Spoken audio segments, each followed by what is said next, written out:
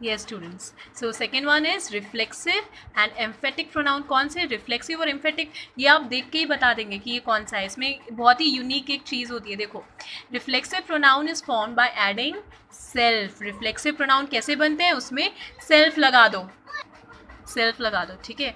और personal pronoun and सेल्फ्स किस में लगा दो, जो उनके प्लूरल फॉर्म हो, ठीक है. सिंगुलर में सेल्फ लगा दो और जो प्लूरल है उनमें सेल्फ्स लगा दो, right.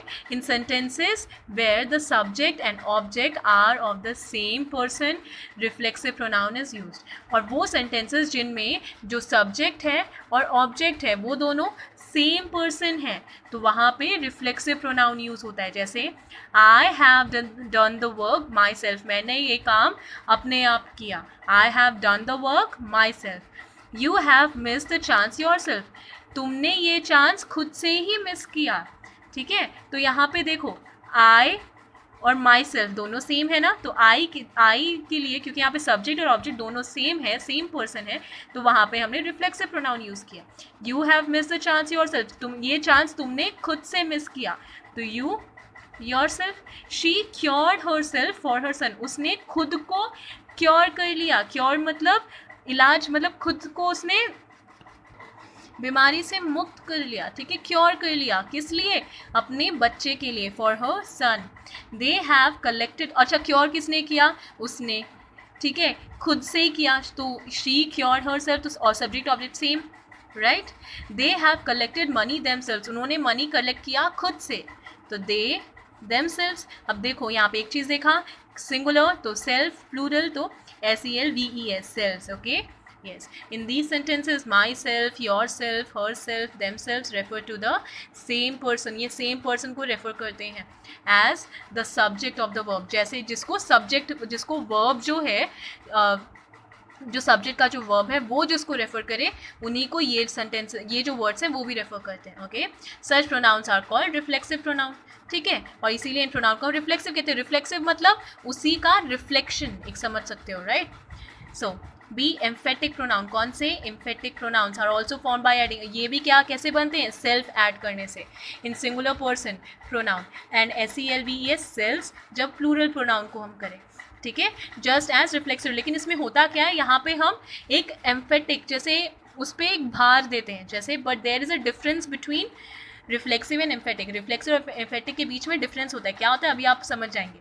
Reflexive pronoun does not come just after the subject. Reflexive pronoun तुरंत सब्जेक्ट के तुरंत बाद नहीं आता है, while emphatic pronoun comes just after the subject. सबसे बड़ा डिफरेंस तो यही एक हो गया कि जो एम्फेटिक प्रोनाउन है वो सब्जेक्ट के तुरंत बाद आता है, ठीक है. Comes just after the subject and is emphasised, मतलब उन पर जोर दिया जाता है, भार का मतलब जोर दिया जाता है, ठीक है.